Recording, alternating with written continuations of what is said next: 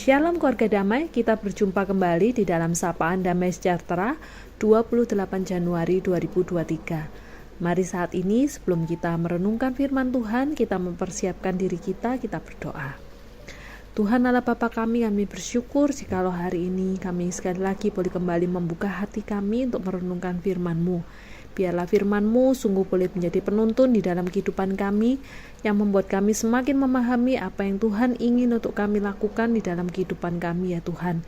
Khususnya di dalam kehidupan kami, bersama dengan gereja kami, bersama dengan orang-orang di sekeliling kami. Biarlah kami menjadi orang-orang yang menjalankan apa yang menjadi kehendak-Mu ya Tuhan. Kami rindu, kami siap untuk mendengar. Di dalam nama Tuhan Yesus kami berdoa. Amin. Bacaan kita hari ini diambil dari Yohanes 13 ayat 31 hingga 35. Sesudah Yudas pergi, berkatalah Yesus, "Sekarang anak manusia dipermuliakan dan Allah dipermuliakan di dalam dia. Jikalau Allah dipermuliakan di dalam dia, Allah akan mempermuliakan dia juga di dalam dirinya dan akan mempermuliakan dia dengan segera.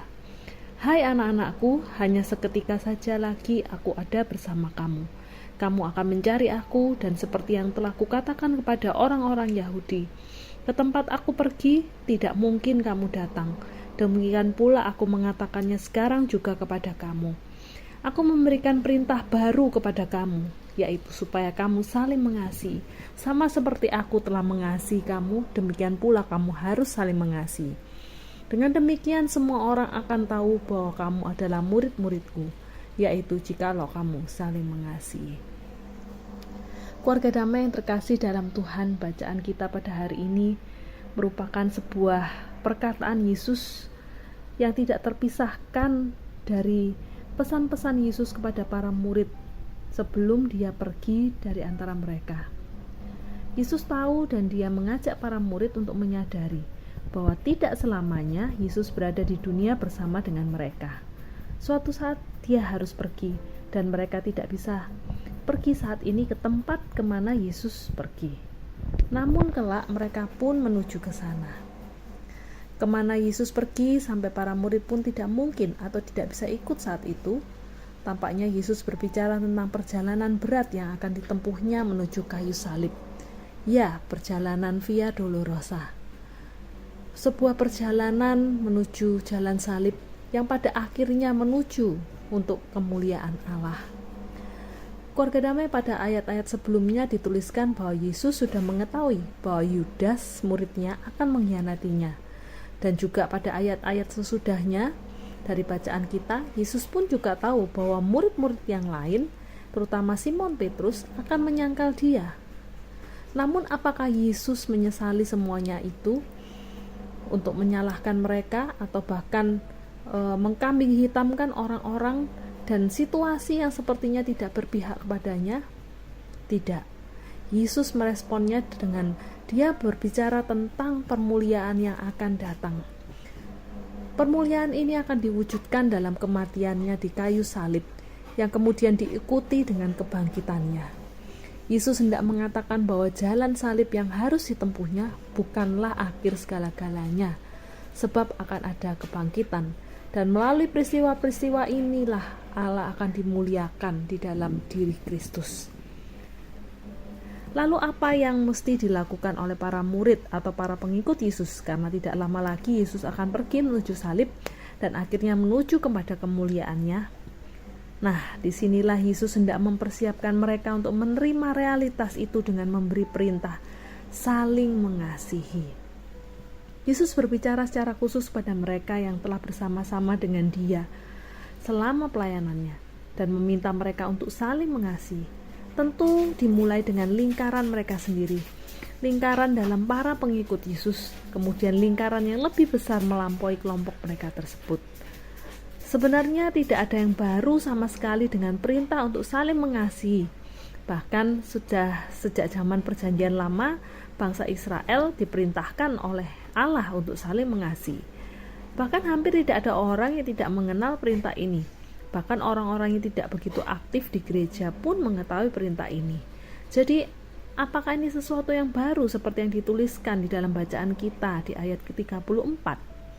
Sepertinya hampir tidak. Perihal saling mengasihi adalah bagian dari tradisi-tradisi Yahudi, juga dikenal di dunia Yunani Romawi, dan dapat ditemukan dalam tradisi agama lain. Jadi perintah baru seperti apa sih yang dimaksudkan?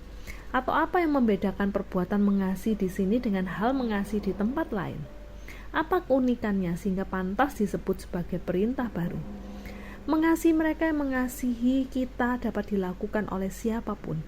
Mengasihi mereka yang mendukung atau membantu kita dapat dilakukan oleh siapapun. Mengasihi mereka yang memiliki hubungan dekat dengan kita merupakan sesuatu yang mudah dilakukan. Mengasihi sesama pada masa-masa senang sudah lumrah. Mengasihi sesama dengan kata-kata atau kalimat-kalimat yang menyenangkan tidak sulit untuk dilakukan. Tetapi apakah mengasihi seperti ini yang dimaksud oleh Yesus? Tidak. Dan Yesus menghendaki para murid saling mengasihi melampaui standar umum dunia. Mengapa? Sebab dengan saling mengasihi seperti yang dimaksud oleh Yesus di dalam teks ini, dunia akan mengenal identitas mereka sebagai murid-murid Yesus. Dan kemudian dunia akan memuliakan Allah. Dengan kata lain, Allah dimuliakan melalui tindakan para murid yang saling mengasihi. Jadi hal mengasihi bukan sekedar persoalan emosional atau perasaan, melainkan suatu tindakan nyata satu terhadap yang lain, dan itu merupakan perintah yang sebaiknya dilakukan. Kasih yang melampaui standar umum dunia di sini adalah seperti kasih yang telah ditunjukkan oleh Yesus kepada murid-muridnya.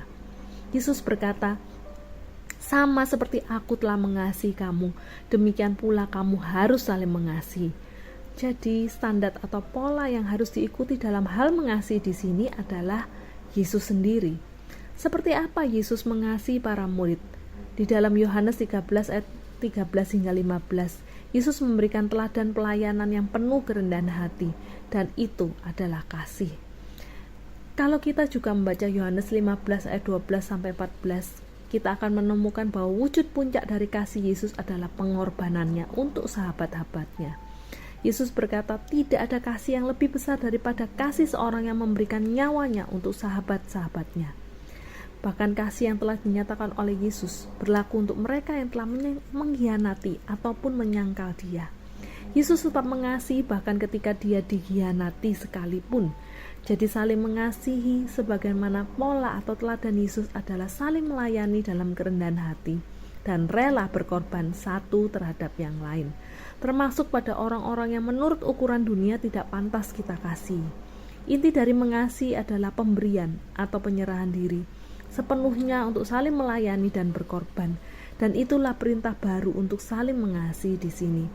Dengan kasih seperti ini, dunia akan tahu bahwa mereka adalah murid-murid Yesus, dan pada akhirnya Allah dimuliakan. Inilah yang disebut mengasihi untuk kemuliaan Allah. Inilah perintah yang baru, yaitu supaya kita saat ini tidak hanya murid-murid di masa perjanjian lama, perjanjian baru, namun juga kita sebagai murid-murid pengikut Tuhan di masa kini. Inilah perintah yang baru bagi kita, agar kita mengasihi dengan tujuan bahwa kita mengasihi untuk kemuliaan Allah. Amin. Mari kita berdoa. Tuhan Allah Bapa kami bersyukur jikalau pada hari ini kami kembali boleh diingatkan melalui firman-Mu untuk kami menjadi anak-anak Tuhan yang hidup saling mengasihi. Tuhan, mampukanlah kami, ajarlah kami untuk bisa mengasihi, tidak hanya kasih yang karena perasaan ataupun emosional ataupun demi kepentingan diri kami sendiri, mengasihi orang-orang yang kami anggap layak untuk dikasihi, tapi biarlah kami sungguh boleh mengasihi Tuhan orang-orang sekitar kami, karena kami rindu kami pun jadi anak-anak Tuhan yang menunjukkan identitas kami bahwa kami adalah para pengikut Tuhan yang diperintahkan untuk saling mengasihi, dan kami pun rindu mengasihi bukan hanya untuk kepentingan diri kami sendiri, tapi juga untuk memuliakan nama-Mu ya Tuhan. Inilah yang menjadi kerinduan kami, kiranya Tuhan sendiri yang boleh menyertai dan memampukan kami. Di dalam nama Tuhan Yesus kami berdoa. Amin.